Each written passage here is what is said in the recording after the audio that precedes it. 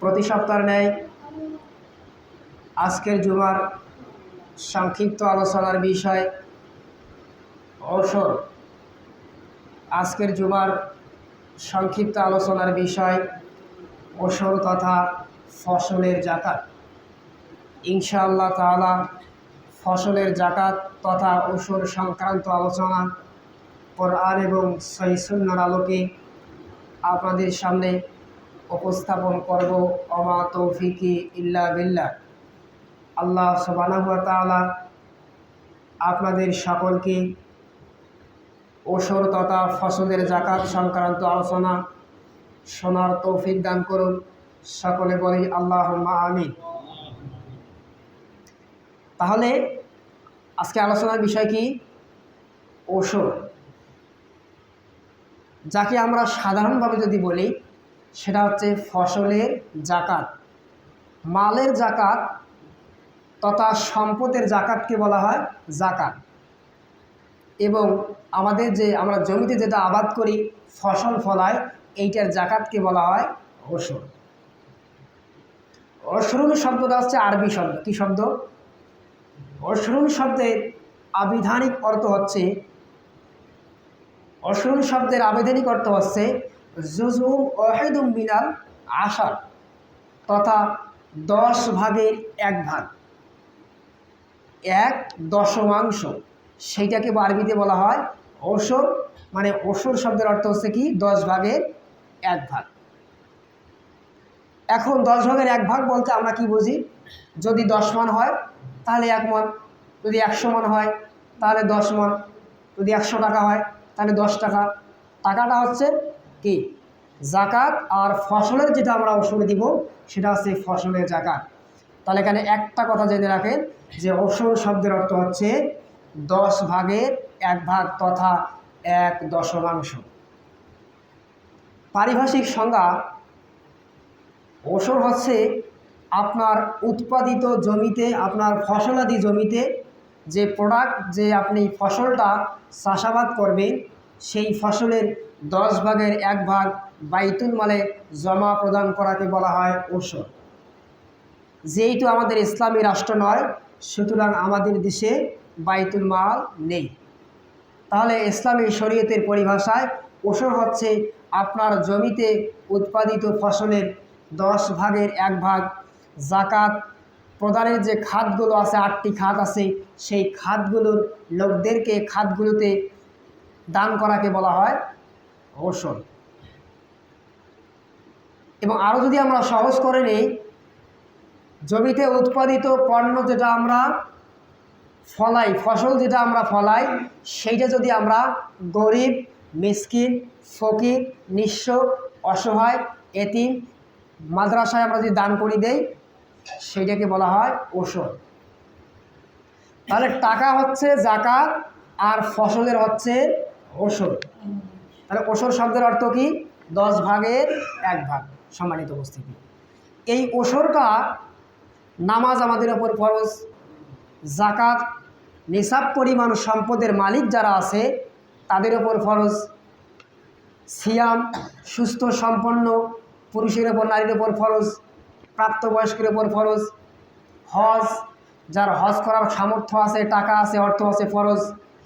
ঠিক তেমনই ওশরও আমাদের ওপর ফরজ, যারা আমরা জমিতে ফসল উৎপাদন করি। বোঝাতে পারলাম? কথা একেবারে সহজ একটা কথা। জাকাত আপনার ওপর ফরজ যদি আপনি ধনী হয়ে থাকেন, বিত্তবান হয়ে থাকেন, সম্পদশালী হয়ে থাকেন, অর্থবান হয়ে থাকেন, যদি আপনার নিসাব পরিমাণ সম্পদের মালিক আপনি হন। সালাত আপনার ওপর ফরজ যখনই আপনি আল্লাহ সুবহানাহু ওয়া তাআলাকে এক হিসেবে মেনে নেবেন, মানে আপনি কালিমা পড়ার পর সালাত আপনার ওপর ফরজ। রমজান আসলেই সুস্থ মানুষ আপনার ওপর অবশ্য রমজানের সিয়াম ফরজ, তবে অসুস্থর জন্য কিছুটা রকসুদ তথা কিছুটা ডিসকাউন্ট ছাড় আছে। তো এই ফরজগুলোকে আমরা কিভাবে ইসলামের দৃষ্টিতে আমরা গুরুত্ব দেই? অত্যন্ত জটিল এবং কঠিন, অত্যন্ত ভীতির সাথে আমরা গুরুত্ব দেই। সিয়াম পালন না করলে গোনাহ হবে, টাকা হয়েছে হজ না করলে গোনাহ হবে, সালাত কায়েম আদায় না করলে গোনাহ হবে। সুতরাং আজকে আলোচনার বিষয়, যদি আপনারা যদি আমরা ফসলের জাকাত তথা ওসর না দিই, সুতরাং ফরজ আদায় না করার কারণে যে আপনার অন্যান্য ফরজের যে শাস্তিগুলো হয়, ওসর না দেওয়ার কারণে আপনার এই শাস্তি হবে। সুতরাং খুবই সাবধান, ওসর আপনাকে আমাকে অবশ্যই অবশ্যই দিতে হবে। আমরা ওষুধ দেবো তো ইনশাআল্লাহ তাআলা। একটু কথা বলে আমরা ওষুধ দেবো তো ইনশাআল্লাহ তাআলা। আমরা নামাজ পড়লাম ফরজ, নামাজ না পড়লে গুনাহ হবে আমরা সবাই জানি, কিন্তু অত্যন্ত গুরুত্বপূর্ণ একটি ফরজ যে ওসর আমাকে আদায় করতে হবে। কিভাবে আমরা আদায় করব? 10 ভাগের 1 ভাগ আমরা ওসরের নিসাব যেটা আছে, নিসাব সংক্রান্ত আলোচনা শেষে শুনবো ইনশাআল্লাহ তাআলা। সুতরাং ধৈর্য সহকারে মনোযোগের সহিত আজকে আলোচনা শোনার আল্লাহ তাআলা তৌফিক দান করুক। সকল মিলে আল্লাহুম্মা আমিন। এই যে আমরা সব সময় জানি যে আকিমুস সালাত ওয়া আতুজ যাকাত, তোমরা নামাজ কায়েম করো এবং যাকাত দাও, আল্লাহ তাআলা বলেছেন। সুতরাং নামাজও ফরজ, যাকাতও ফরজ। আজকে আমরা কোরআন এবং সহিহ সুন্নাহর দলিলে জানব আল্লাহ সুবহানাহু ওয়া তাআলার কোন আয়াতের মাধ্যমে আমাদের উপর ওসর তথা ফসলের যাকাত ফরজ, ওসর তথা ফসলের যাকাত ফরজ। সম্মানিত উপস্থিতি, আল্লাহ সুবহানাহু ওয়া তাআলা পবিত্র কোরআনুল কারীমের 114টা সূরার মধ্যে অত্যন্ত গুরুত্বপূর্ণ একটি সূরা সূরাতুল আনআমের 141 নম্বর আয়াতে আল্লাহ তাআলা সুন্দর করে আমাদেরকে বলতেছেন, কুলু মিন সামারিহি ইদা আসমারা, কুলু মিন সামারিহি ইদা আসমারা, তোমরা যে ফসলগুলো ফলাও সেখান থেকে তোমরা খাও। কি করো? আল্লাহ রাব্বুল আলামিন বললেন, কুলু মিন সামারিহি ইদা আসমারা, তোমরা যে ফসলগুলো ফলাও তোমরা সেখান থেকে খাও, কোনো বাধা নাই। ওয়া আতু হাক্কাহু ইয়াওমা হাসাদা, ওয়া আতু তোমরা দিয়ে দাও, তোমরা আদায় করে দাও।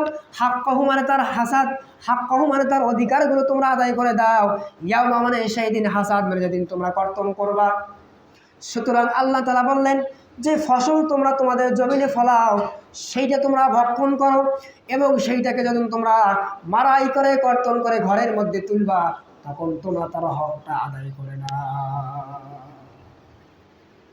তাহলে আল্লাহ তাআলা 141 নম্বর আয়াতে আনামের বললেন, তোমরা ফসলটা ফলাইলা, তোমরা সেখান থেকে কর্তন করে খাও, তুলে খাও, উঠাই খাও, কোনো সমস্যা নাই। ওয়া আতু হাক্কাহু, এবং তোমরা দিয়ে দাও এর অধিকার, ইয়াউমা হাসাদি, যখন তোমরা তা কর্তন করে বাড়িতে নিয়ে আসবে। বলি সুবহানাল্লাহ।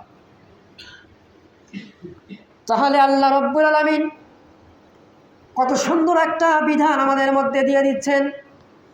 আমরা আমাদের ফসলগুলো আমরা ফলাই, মাথার ঘাম আমরা পায়ে ফেলে আমরা ফসলগুলো ফলাই, কত না আমরা কষ্ট করে ফলাই, কোনো সমস্যা নাই। আল্লাহ তাআলা বললেন তোমরা সেটা খাবা। কুলু মিন সামারিহি, তোমরা সেই ফলগুলো খাও।